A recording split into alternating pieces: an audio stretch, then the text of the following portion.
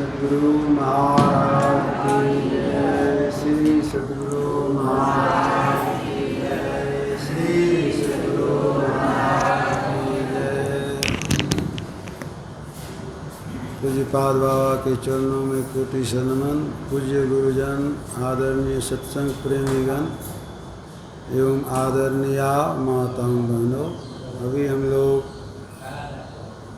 सत्संग योग से पाठ श्रवण किए और गुरु महाराज के लंबे उपदेश को श्रवण किए हैं। ईश्वर भक्ति का सही सही ज्ञान हो, ईश्वर स्वरूप का सही सही ज्ञान हो, आचरण का सही सही ज्ञान हो। जिस आचरण से हम अपने को जानेंगे, अपने को पहचानेंगे, परमात्मा की समीपता होगी, यह ज्ञान संतों ने दिया है।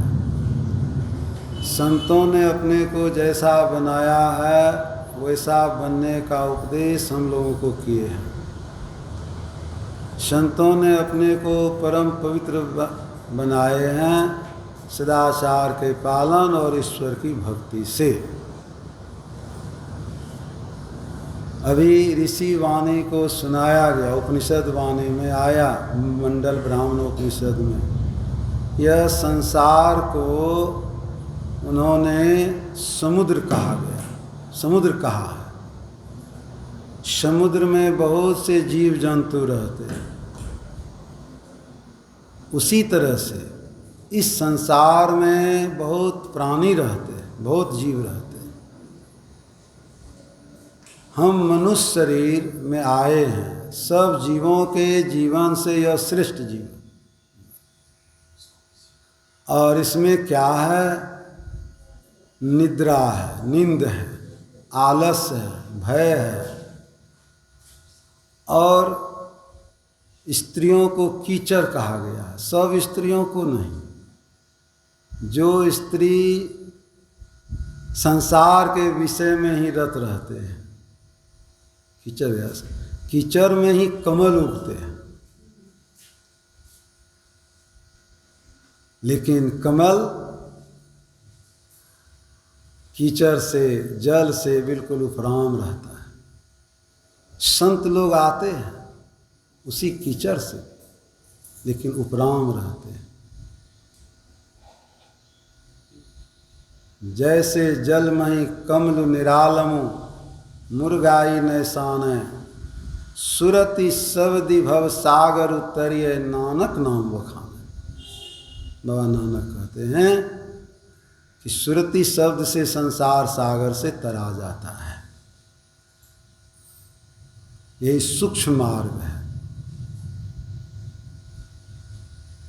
तृष्णा भंवर है, इसमें सब के सब नाच रहे,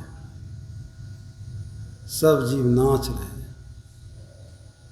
यह विषय रूप जल में स्थिरता नहीं है, अशांति है। जैसे समुद्र में देखेंगे कितना तरंग उठता है, जल ही जल है, लेकिन स्थिरता नहीं है। एक समुद्र कहते हैं कि प्रशांत रहते हैं, बिल्कुल शांत, उसमें तरंग नहीं उठता। वह भी समुद्र ही है। उसी तरह से परमात्मा का जो आदि शब्द है, वह शब्द परमात्मा का ही तरंग है, लेकिन उसमें प्रशांत उसको कहते हैं, उसमें शांति मिलती है। गुरु महाराज कहते हैं जैसे रोते हुए बच्चे को माता गीत सुनाकर शांत कर देती है, वैसे परमात्मा का गीत सुनकर यह जीवात्मा शांति को प्राप्त करेगा। वह परमात्मा का गीत अलौकिक गीत है, लोकाचारी वाला गीत नहीं है। उस गीत को सुनने के लिए वह प्रथम धारा प्रस्फुटित जो है, उस धारा को कैसे सुना जाएगा? यही महीनता है।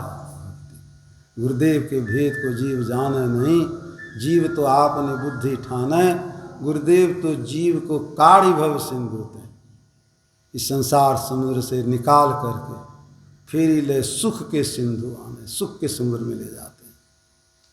बंद कर दृष्टि को फिर अंदर करे, घट का पाट गुरुदेव खोले, कहे कबीर तू देख संसार में गुरुदेव समान कोई ना ही तो, गुरु के समान कोई नहीं हो सकता। संत कैसे होते, रैन दिन सोता देखता, जगत की ओर से पीठ दिए, संसार की ओर से पीठ रहते हैं संस्कार।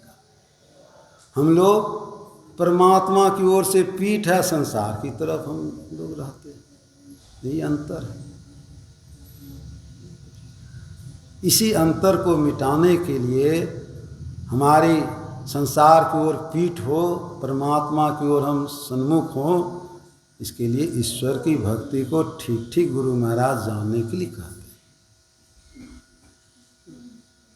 जगत पीठ दे भागरी, मेरी सूरत सुहागनी जागरी। यह सूरत तब सुहागनी होती है जब ईश्वर की भक्ति की ओर उन्मुख होती है, नहीं तो यह दुहागिनी है, दुख में है। जो इस तृष्णा में बह रहे हैं, अशांति में रहते हैं, दुख में रहते हैं, कोई कहे कि हम सुखी हैं। कल पाठ में सुने थे, भगवान राम जैसे को भी यह दुख लगा, उनमें भी कमी हुई महसूस। तो राम का शुद्ध स्वरूप जानने के लिए गुरु महाराज सब संतों के, भगवंतों के विचार को एक कर दिए हैं। आत्मस्वरूप सबका एक ही है, वह कहीं आता जाता नहीं है, वह परमात्मा कहीं आता जाता नहीं, वो सब में स्थिर है। उन्हीं के रूप में संत लोग आते हैं, उनका स्वरूप ही संत हो जाता है। और देवता लोग तो माया के विवश में रहते हैं, जैसे हम लोग हैं वैसे देवता लोग भी हैं, माया की विवस्था में रहते हैं। देव धनुज मुनि नाग मनुष्य सब माया विवश विचारे, तिनके हाथ दास तुलसी प्रभु कहा अपन को हारे। उनके हाथों में अपने को सौंपने से क्या होगा। जो इस संसार से छूटे हुए हैं, उनके हाथों में अपने को सौंपना चाहिए। सत्संग से यह निर्णय लेना चाहिए, बंधे को बंधा मिले, छूटे कौन उपाय, कर सेवा निर्बंध की पल में ले छोड़ा। सेवा उनकी होनी चाहिए जो बंधन से मुक्त दशा में।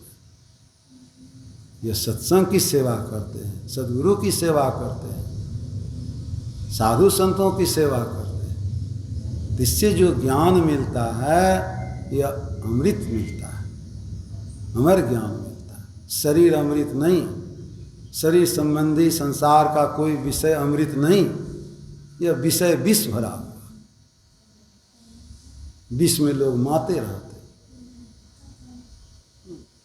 इसलिए अमृत की खोज संत लोग अपने अंदर में किए, और वह है प्रकाश और शब्द। अंधकार में पड़े हुए तो प्रकाश की खोज क्यों नहीं करता भगवान बुद्ध का वचन। इस हंसी कैसी है, खुशी कैसी है, संसार सदा जला करता है, क्या तुम अंधकार में पड़े प्रकाश की खोज नहीं करते। अंदर में, सबके अंदर में वह परमात्मा का प्रकाश, वह किसी बाह्य पदार्थ का प्रकाश नहीं है, सूर्य चंद्र आदि का प्रकाश नहीं है, वह ब्रह्म का प्रकाश। उस प्रकाश में ज्ञान होता है, सच्चा ज्ञान होता है, अंधकार में ज्ञान नहीं होता।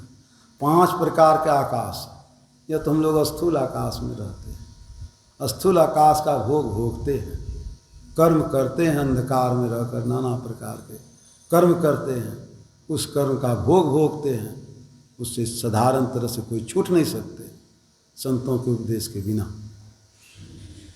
इसलिए उस प्रकाश में जाने के लिए परमात्मा की स्तुति प्रार्थना ठीक ठीक उपासना करेंगे। तो जहाँ गुरु महाराज कहते हैं अपने को ठहरने के लिए, वहाँ ठहरावेंगे, दृष्टि को मन को एक करेंगे।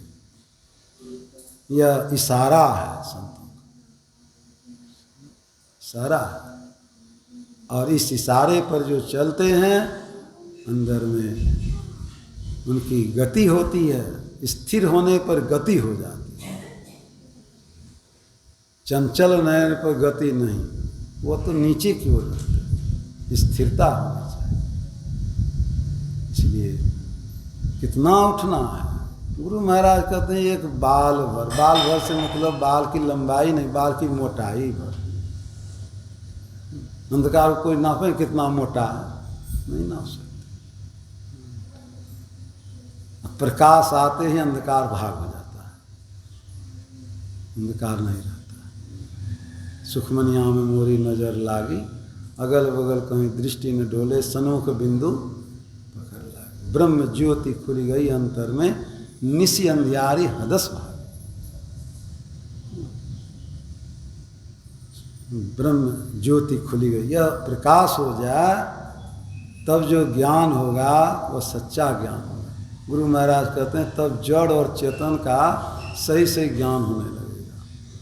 और अंदर में और शब्द को पकड़ करके, बहुत प्रकार के शब्द हैं, उस शब्द का समुद्र सगुण मंडल का शब्द, फिर निर्गुण में जो एक रस शब्द है उसमें समता का गुण हो जाता है, समत्व का गुण हो जाता है, स्थित बुद्धि हो जाती है, बुद्धि में स्थिरता आ जाती है। तब संशयात्मिका बुद्धि नहीं रहती, निश्चयात्मिका बुद्धि हो जाती है। और निश्चयात्मिका बुद्धि होने से, स्थिर होने से तब शुद्ध आत्मा का ज्ञान होने लगता है। परमात्मा तब कहीं अलग नहीं रहता है, परमात्मा ही हो जाता है, जैसा गुरु महाराज अभी उन को समझाए हैं। इसके लिए पवित्रता चाहिए, सच्चे गुरु की खोज होनी चाहिए। सत्संग से यह गुरु की खोज होती है, ज्ञान मिलता है, कुछ बाकी नहीं रहता है। सत्संग में गुरु महाराज सब चीज़ मिलता है। जितना बहुत धन कमाने से, बहुत विद्या के अर्जन से संसार का, लेकिन थोड़ा भी सत्संग करो तो बहुत लाभ होता है। सत्संग से इतना लाभ होता है, उतना बहुत धन का उपार्जन करने से कुछ नहीं होता। यह सत्संग की बड़ी महिमा है। इसको ठीक ठीक सुनना चाहिए, समझना चाहिए, धारण करना चाहिए और दोनों जीवन को बनाना चाहिए। ये लौकिक पारलौकिक, केवल भौतिकता में रह करके अपने को कल्याण पाएंगे कभी संभव नहीं है। इसलिए दोनों जीवन का संभाल होना चाहिए। श्री सद्गुरु महाराज की।